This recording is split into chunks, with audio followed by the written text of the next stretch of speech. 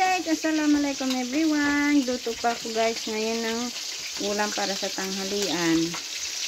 Ayan, luto ko. Yan ay ano guys, ito ano to, pritong isda. Ito naman yung ginisang ampalaya na may bilis guys. Ayan. Tapos ko na siyang ano guys, ginisa ko lang kanina.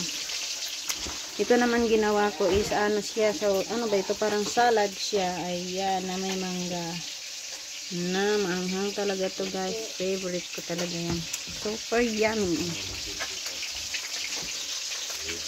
Ayan guys, magluluto muna si mami. Ano yan, si baby nandun pa siya sa ano niya, ay yung sa lolo niya, nalagaan siya ng lolo niya. Ito naman niya nagluluto. Okay. Ay guys, medyo maraming ano dito. Wait lang, ayan ako lang ito.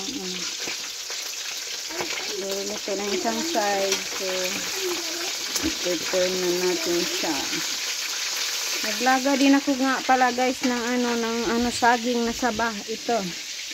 Naglagang saging saba. Ayan.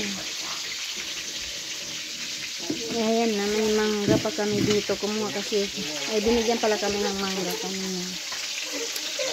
Ayan guys.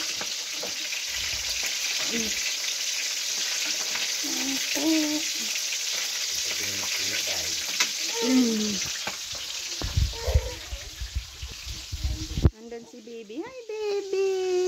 Ayan siya. Nakabag siya. Punta na daw siya sa school. Saan ka pupunta baby? Inip na siya. Ayan, sila muna mag-alaga ng lolo niya. Busy pa si mami ngayon. Ay, pala mag-ano ako. Maglalaba pa ako. So, pagkatapos kong maglaba, mag-wet back na ako. Yan.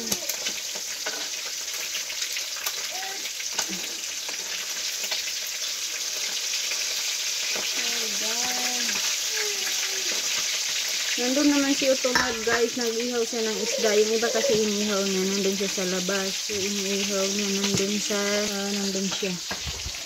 Yan. Diyan siya sa, nasaan na ba yan? Nandun siya, nag-iihaw. Doon sa ilalim ng mangga, puno ng mangga. Yan. Ihawan yan guys doon. Yung mga asawa ko yan. Tapos lang yan kumain. Guys, hindi siya nakatiis, kaya kumain na muna siya. Nauna siyang kumain. Gutom na daw siya. So, okay guys, thank you for watching. Bye! See you in my next video!